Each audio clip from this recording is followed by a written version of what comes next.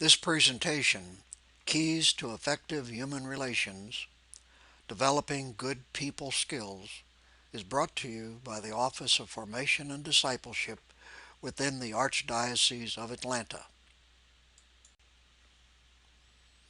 Hello and welcome. Thank you for your interest in learning. My name is Bill Clark. I will be the presenter for this program. If you have any questions or desire additional information, you can contact me on my direct line at 404-920-7635 or by email at wclark@archatl.com. Let's open with a prayer.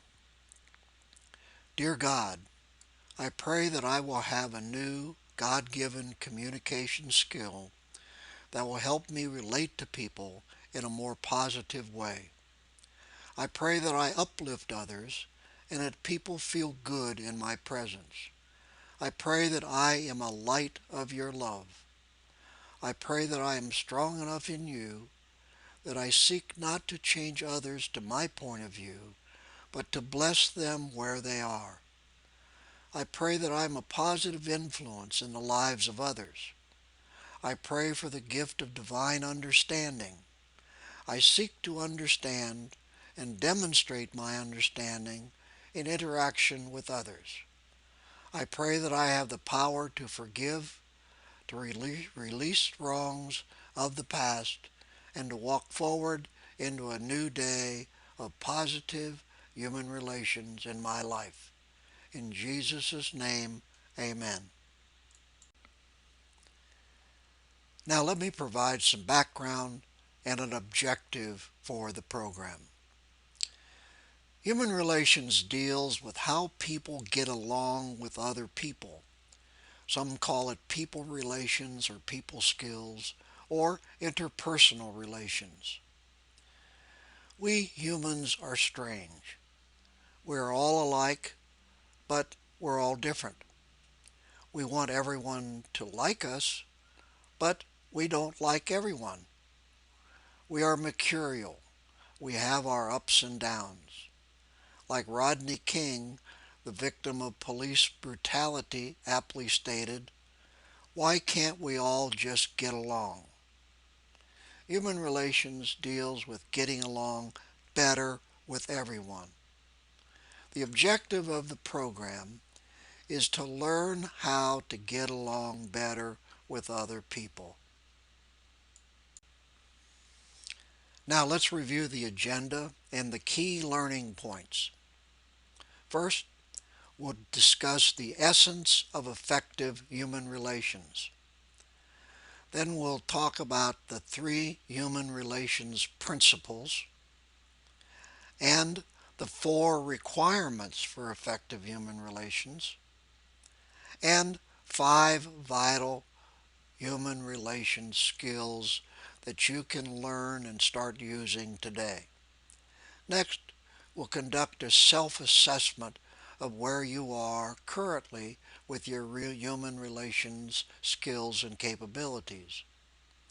And finally, we'll develop an HR improvement plan.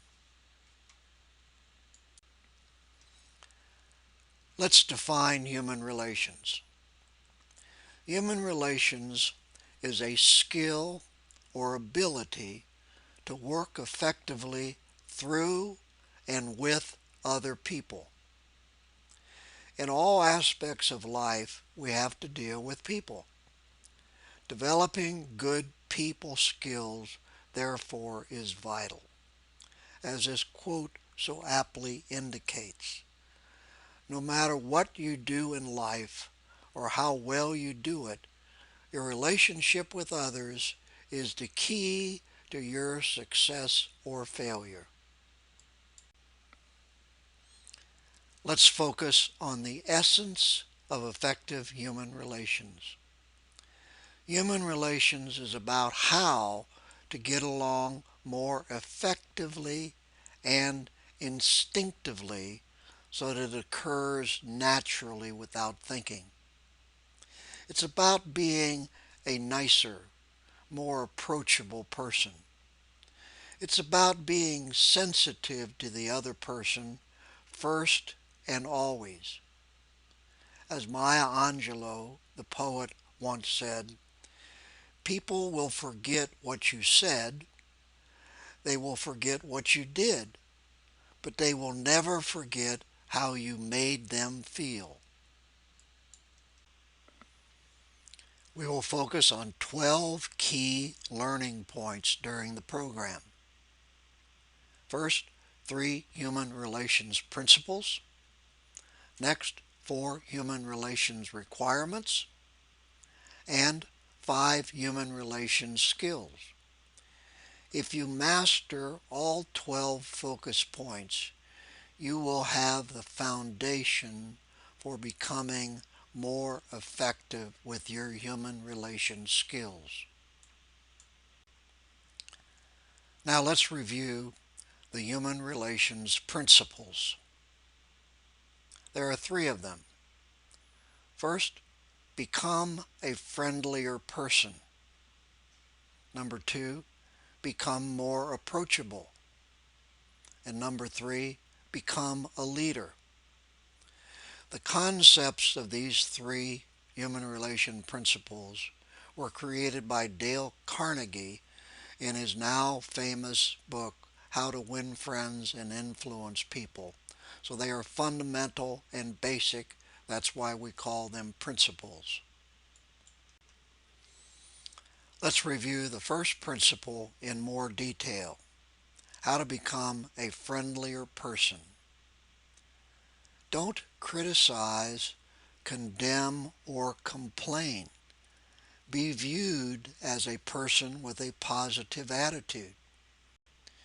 Give honest, sincere appreciation for things that people do for you. Create a desire in the other person to relate by being open. Be genuinely interested in other people. Let it show. Smile. Be happy. The essence of becoming a more friendly person. The second principle is become more approachable. Project a welcoming, friendly posture. Don't look busy or preoccupied. Indicate to people that you are willing and ready to talk. Avoid confrontations and arguments. Be respectful of the other person's state of mind and opinions. Find diplomatic ways to deal with differing opinions. You're not always right, and it's good to listen to the other person's point of view. Admit your mistakes and say you're sorry. Maintain a positive attitude. The third human relations principle is become a leader. Emulate the qualities of effective leaders. Leaders instinctively focus on others, not themselves. Leaders create a positive environment. Leaders are naturally open, honest, and friendly. Leaders are accommodating. Leaders work well with other people. If you can emulate these traits and become a leader, human relations skills will follow quite naturally. Next, let's cover the 4 human relations requirements. These 4 requirements provide the foundation for effective human relations. First is good communication skills. Second, empathy. Third, the ability to manage stress. Fourth, the ability to resolve conflicts. Let's take a closer look at each one. Let's look at the first of the four human relation requirements. They are prerequisites for developing effective human relations expertise. Good communication. You need to learn to communicate more effectively by speaking clearly and concisely, listening and waiting for a response, not anticipating what a person will say and formulate your response. Listen and then wait, then respond. Let others express their point of view openly without interruption. Make them feel comfortable so they're more willing and are able to freely talk with you. The second human relation requirement is empathy. Understand the feelings of the other person. Put yourself in their shoes. Project yourself to the other side of the desk and try to imagine what they are thinking, how they feel. Show a sincere and genuine interest in the other person. Be compassionate and understanding. Listen. You'll pick up body language that you might not if you're not listening well. Have a helpful and caring disposition. Let the other person know that you're willing to listen and help them in some way. The third human relation requirement deals with your ability to manage stress. Now, why is stress important in human relations? Well, because our bodies are pressure vessels. When pressure builds up, think of it as a steam engine building up pressure. Something's going to happen. You will either explode and take out people around you, which will jeopardize your relationships, will put people on edge. They won't want to talk to you. They'll want to avoid you. Or it will implode and damage yourself internally, which will result in high blood pressure, nervousness, and tension, and an inability to people want to relate with you. You have to learn to relieve the pressure before it builds up. Part of that is to avoid or prepare yourself in advance for potentially stressful things or environments. The fourth human relation requirement deals with resolving conflicts. Avoid conflicts if possible. Avoid confrontations. Avoid a combative, confrontational tone or attitude. Be diplomatic about disagreements. Learn to apologize. Selectively choose your battles. You don't have to fight every battle. You don't have to win every battle. Sometimes you have to lose a battle in order to win the war. Compromise over minor problems and issues. Assert yourself only on matters of principle and of importance. And a good guideline is not to let the sun go down on a conflict, whether personally, in the office, or anywhere. Now let's move along and review the 5 vital human relation skills. These 5 things are things you can do now to improve your human relations capabilities. First, people have names. Use them. Second, everyone wants to be heard. Listen. Third, make everyone feel good. 4, don't act when upset or angry. And 5, thank you, thank you, thank you. Let's take a look at each skill. Let's look at the first of the 5 vital human relation skills. Number 1, people have names. Use them. Use a person's name whenever you can. It's important to remember their names. Your ability to remember people's names is a hallmark of your human relations capability. Repeat a person's name when you meet them, then again in the first minute of the conversation. Start conversations with the person's name. As Dale Carnegie said, the sweetest sound in any language is the sound of one's name.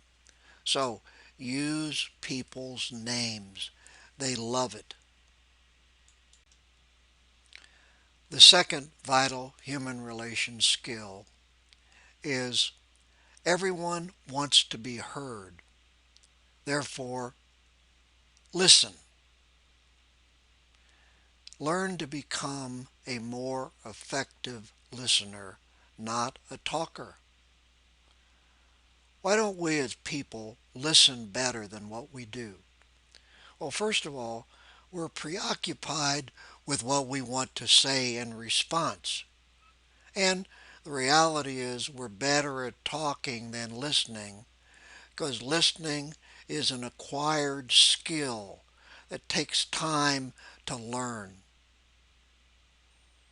When was the last time you listened to someone intently without thinking about a response? The third vital human relation skill is make everyone feel good. For instance, thank someone for an accomplishment in front of others. Refer someone because of their skills, something good that they've done. Give credit to people for good ideas or things that they do. Give a compliment. Nice hairstyle, dress, shirt, or tie. Or, you're really good at whatever it might be. And importantly, make people smile by smiling yourself. These things will bring about a sense of feeling that make people feel good. They want to be around you. And this is the essence of developing your human relation skills. The fourth vital human relation skill is don't act when you are upset or angry. Learn to walk away or remain quiet when you or the other person is angry. Don't engage people when they are preoccupied. They have other things on their mind and they're not ready to give you full attention as yet. Be sensitive to feelings and emotions. Never criticize someone in front of others. And don't ever take revenge. Revenge will only lead to additional problems downstream. The fifth and final vital human relation skill is to remember to say thank you, thank you, thank you. Thank people regularly and routinely, especially those who are close to you, who we tend to take for granted. Say thank you. Challenge yourself to find creative and memorable ways to thank someone for something, like, thank you for being my friend, or Thank you for putting up with me. I know I'm a load at times. These 5 vital human relation skills were created by Paul Castaigne. Learn to use them now and you'll find an immediate improvement in your human relation skills. Okay, we've covered 12 things that you can do to improve your human relation skills. Now it's time to ask yourself, where are you now? You need to evaluate yourself in terms of where you're at in your human relation skills development. A quote from Aristotle is appropriate. Knowing yourself is the beginning of all wisdom. If you don't know where you're at in your human relation skills, it'll be difficult to make a plan, to create a plan to improve your capability. How good are you now at human relations? The first step is to benchmark your current situation. On the next slide, there's a self-assessment consisting of only 10 questions that will provide you with an indicator, only an indicator, of where you are with your human relations progress. Read each question, take a separate piece of paper or pad, and mark down your response next to each of the 10 questions that are the most like you currently. Here are the 10 self-assessment questions. Number 1, I make sure that I display the same standards of behavior that I expect from other people. I'll indicate never, sometimes, or always. Second, I go along with others' decisions rather than inject my ideas into the mix. Number 3, I say thank you to the people I work with. Number 4, while actively talking with someone, I have composed my answer before they have finished speaking. Number 5, I look out for myself at work and do whatever is necessary to get ahead. Number 6, I think about how others perceive a problem or issue. Number 7, I collaborate with others to solve problems using a variety of problem-solving tools and techniques. Number 8, I pay attention to other people's body language. Number 9, I make sure everyone knows about my contribution to a positive outcome. And number 10, I speak first and think later. Now, take a little bit of time and tabulate your results. This is a scoring matrix to help you score your responses. For questions 1 through 8, give yourself 1 point for each never response, 2 points for each sometimes response, and 3 points for always response. On question 9 and 10, give 3 points for a never, 2 points for sometimes, and 1 point for always. Then you total up your score. Always equals 24 points plus 2 additional ones for a total of 26 possible points. Sometimes has 20 possible points and never has 14 possible points. To interpret your final score, if you have a point total between 21 and 26, you have a fairly well-developed human relations capability. You simply need to continue to focus on getting better. If you have between 15 and 20 points, you have some weaknesses that need to be addressed. And if you are less than 15 points, you need to develop a plan to improve your human relations skills. Let me qualify this self-assessment.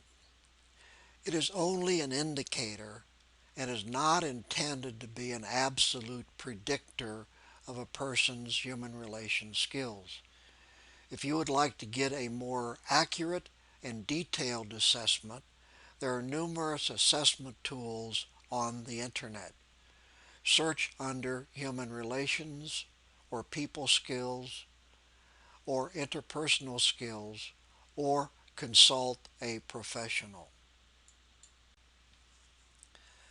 Now let's discuss how you can develop a personal human relations improvement plan.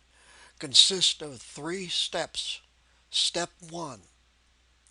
Regardless of your current human relations capability, everyone needs a plan to improve. So, where do you start? Start by using the 5 vital human relations skills. These are the things that you can begin doing today. They are: people have names, use them. Everyone wants to be heard, listen. Make everyone feel good. Don't do anything when upset or angry. And remember to say thank you, thank you, thank you. Start there for step 1. Step 2 in your personal human relations improvement plan amounts to using the 5 skills in step 1 routinely. After you are using them routinely, then focus on the 4 requirements for effective human relations, which are good communication, empathy, managing stress, and resolving conflicts. The third step in your personal human relations improvement plan is, as you focus on the 5 vital skills and the 4 requirements, the third step will naturally evolve, since the 3 human relation principles are the result of focusing on the skills and requirements. Therefore, you will then be ready to become a more friendlier person, to become more approachable, and to become a leader. These are the 3 steps.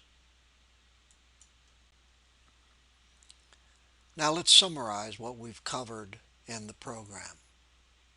First of all, we defined human relations as the ability to work effectively with people. Then we covered the 5 vital human relations skills. Next, the 4 human relations requirements and the 3 human relation principles. Then we conducted a self-assessment to identify where you're currently at with your human relation skill development. Then finally, we developed a game plan for helping you to improve your people skills. In closing, let me ask, if you have any questions or if you need additional information, you can contact me, Bill Clark, on my direct line at 404-920-7635 or by email at wclark@archatl.com. Remember this quote. Take this with you from this program. No matter what you do in life or how well you do it, your relationship with others is the key to your success or failure. Thank you very much for your kind attention and interest. God bless you.